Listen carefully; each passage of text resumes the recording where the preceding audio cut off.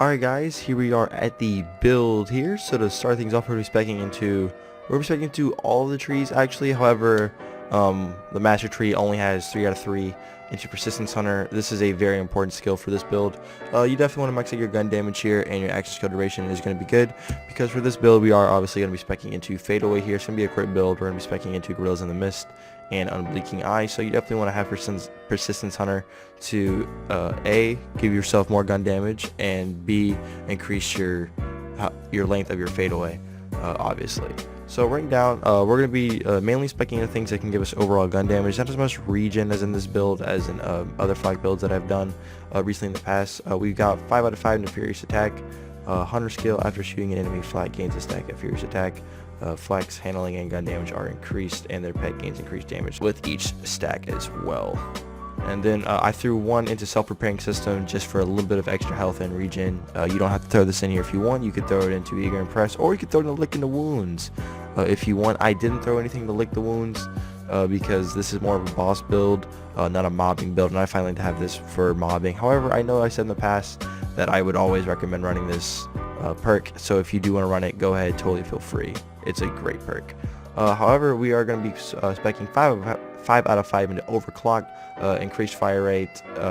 Flat gains even more fire rate after reloading. This goes hand in hand with one of the guns that we're going to be using for this build for sure. Then we have Eager to Impress, kill skill. Whenever Flat kills an enemy, active skill cooldown down is reduced. Very good.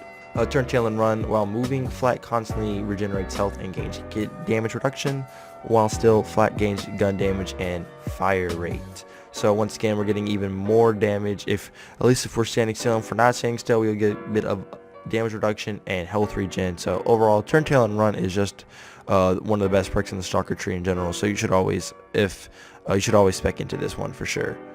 Then we got 5 out of 5 into hidden machine.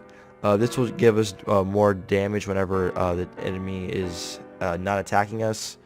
And since this is a crit build, a fadeaway build, that will be pretty often because we will be invisible.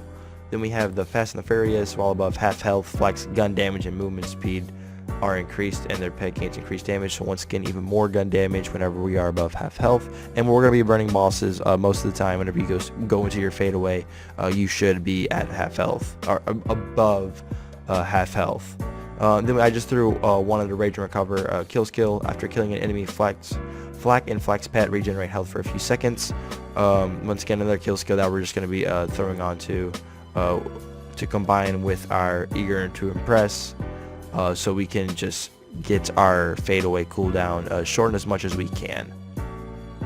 Here in the Hunter tree, we got 5 out of 5 into Interplanetary Stalker. Hunter kill skill, so another kill skill. Whenever Flat kills an enemy, we get a Interplanetary Stalker damage 10%, pet damage 5%, and then we have a bunch of even minor. And then we have a bunch of other stuff here. Robot bonus, 7.5% corrosive damage per stack, 15% active skill damage stack, and then the beast bonus, 7% movement speed per stack.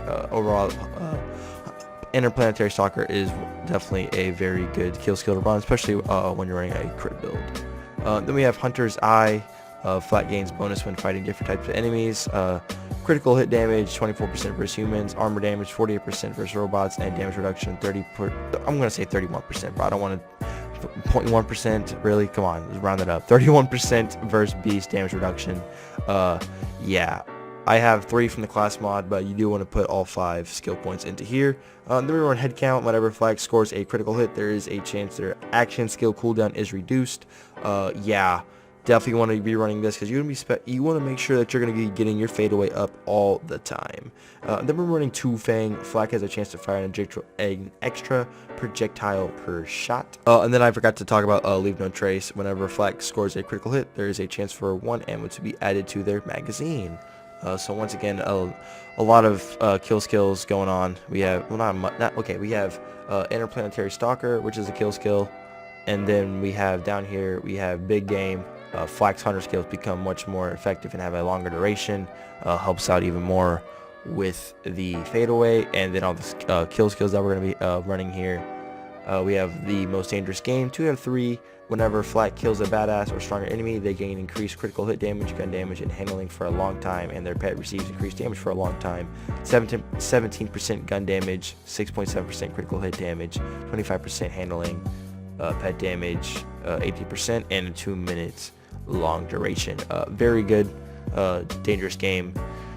We have a pretty good amount of kill skills going on here with this build, and that's going to tie into the equipment here. So I'm going to go ahead and run over the weapons. We're going to be running a sellout. Sellout is its main purpose is to apply incendiary damage to ourselves to help out with our King's Call. If you don't have a King's Call but you have a Queen's Call, you can totally switch that out with this. Because especially since the sellout it does have corrosive, you can land corrosive on a Queen's Call. So yeah, you definitely just want to have an incendiary King's Call or a corrosive Queen's Call, because this is going to combine very well, as you'll see later on in the build. Then we have the ion cannon.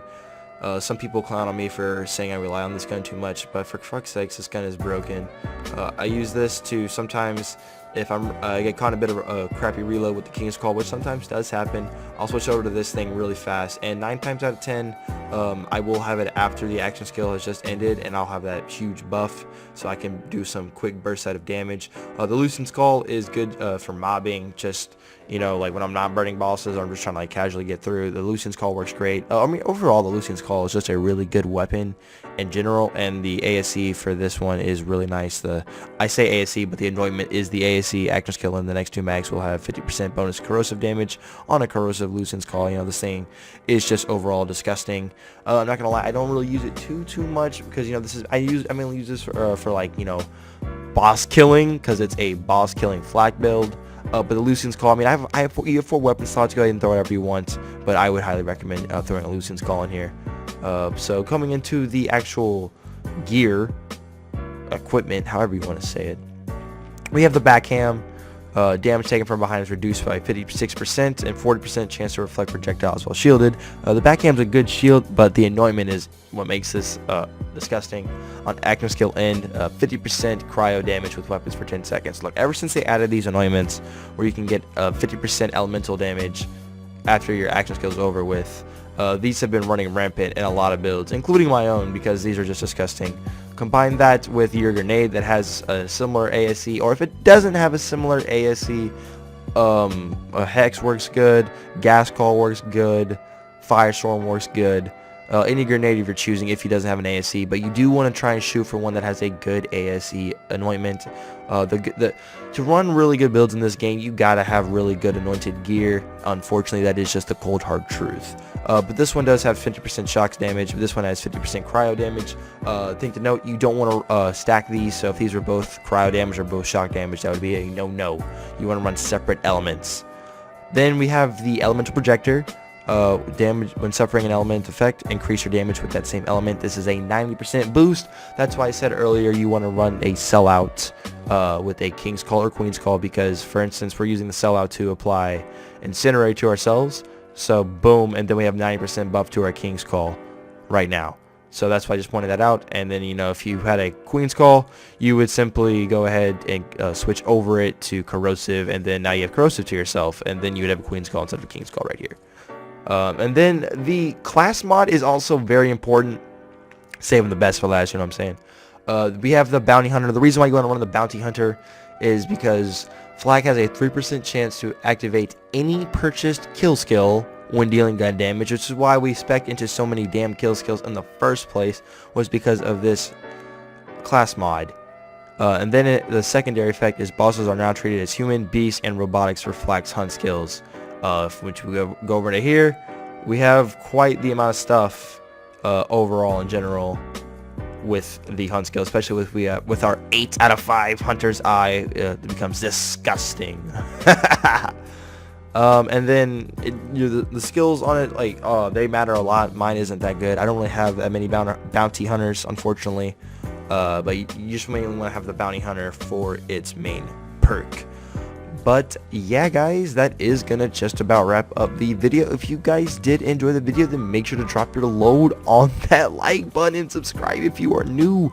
Also, while you're at it, go ahead and give that bell down there a little bit of a love tap for me. I greatly appreciate it. Also, join our Discord, try Discord. It's a nice little community that me and my boy Hyphen are working on building up. So if you want to be a part of that, I'll link to that at the top of the description. Anyways though guys, my name's Kree. Hope y'all did enjoy the video, and I'll see y'all in the next one. Peace out, y'all.